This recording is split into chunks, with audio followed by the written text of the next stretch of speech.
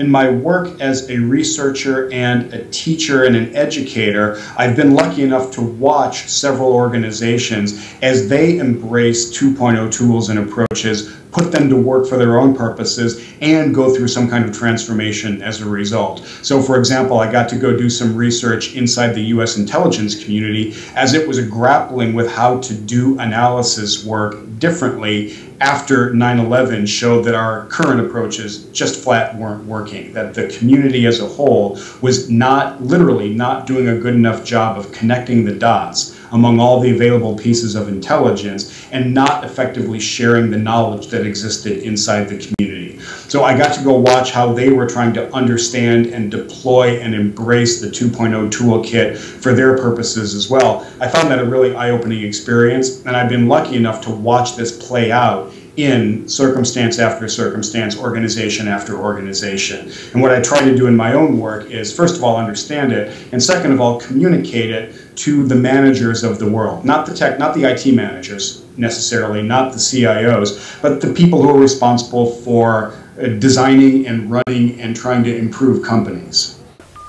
But the broad lesson for me is that technology revolutions lead to organizational evolution. In other words, things at the level of the organization, the company, the enterprise, they do not move at the light speed of technology. They do not move at the light speed of the web. We are talking about, I think, a fairly deep shift in the way organizations get some of their work done, and in the way that the people who are running organizations need to think about things like, again, hierarchy and workflow and collaboration and knowledge sharing, and they have to let go of some fairly deeply held assumptions and embrace some ones that at first seem both risky and radical.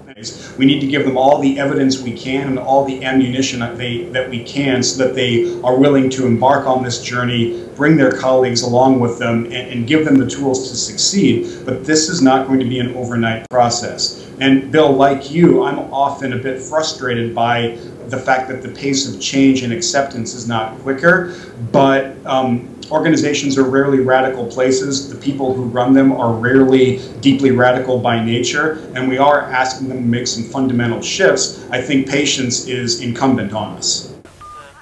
I see it pushing definitely from the bottom up and from the millennials and other people who are just deeply frustrated. I think it's also coming, in a sense, from the middle of the organization, where there's some divisional manager who says that, everyone, I can't get my work done. I'm going to go sign up for Basecamp and tell everybody to go join me there so we can actually get this project finished on time.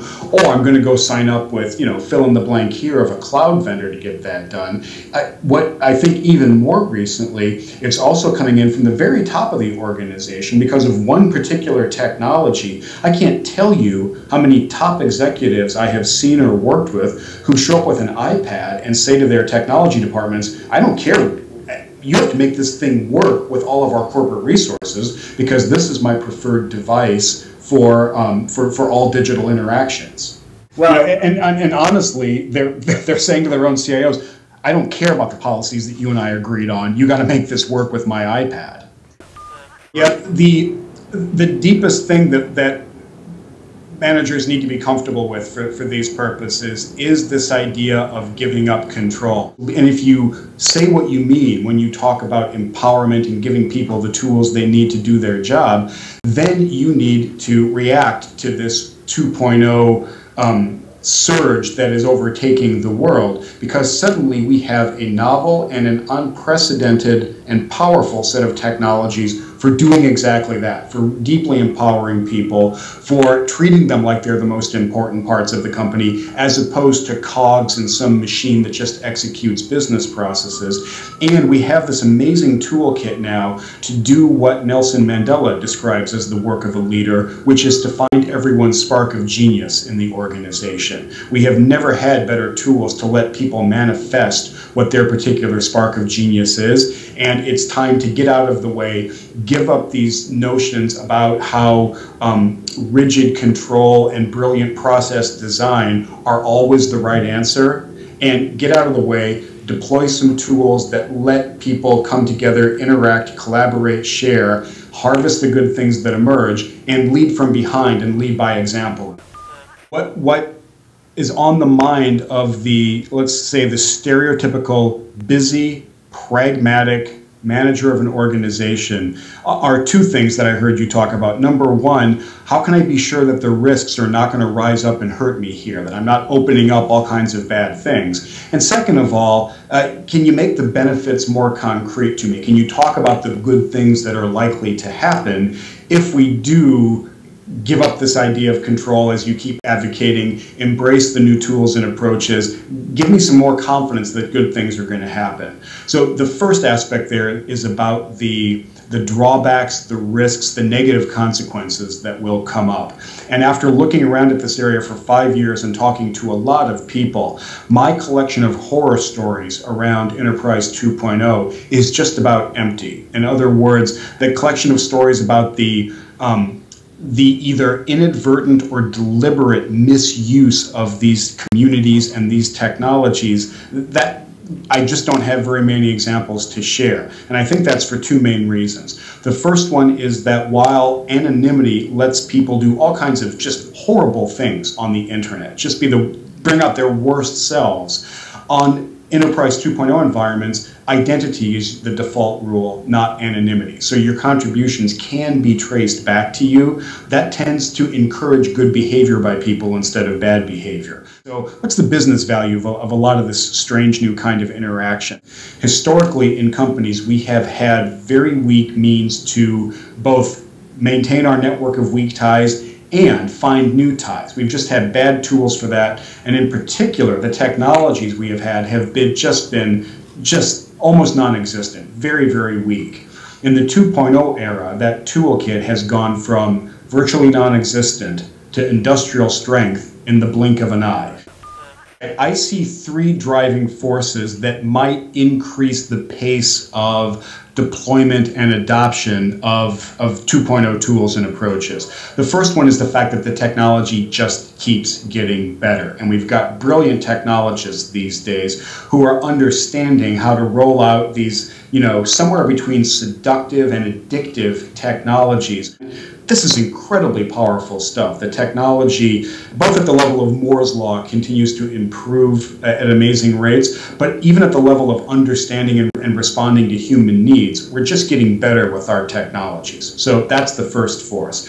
The second one, as you point out, is demographics, and that there's a large bulge of people entering the workforce now. There's a pretty decent sized bulge heading into retirement age, and there's a large cohort of people entering the workforce now that have no experience of anything prior to the 2.0 era. It doesn't make sense that the internet is so much easier to search, navigate, find things on than the intranet. It also doesn't make sense to them that they should be either constrained or forbidden to actually build healthy online social networks to get their work done, because after all, their networks are hugely valuable as soon as they leave work for everything else they want to do with their lives. So this idea of put your head down and do your work, don't build or use a social network at all, that honestly doesn't compute a bit. And then finally, I believe that in an era where you've spent 10 years looking up everything on Wikipedia,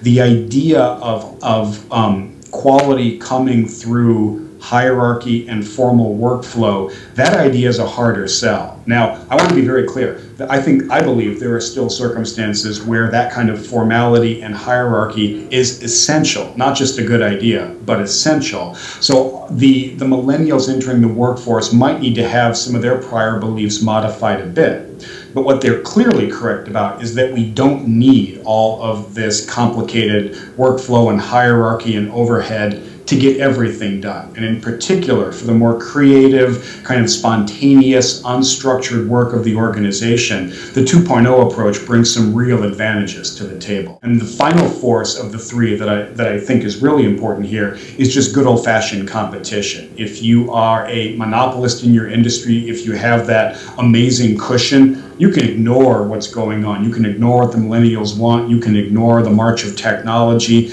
And if you're the only game in town and customers have to come to you, you'll get away with that, maybe for a very long time.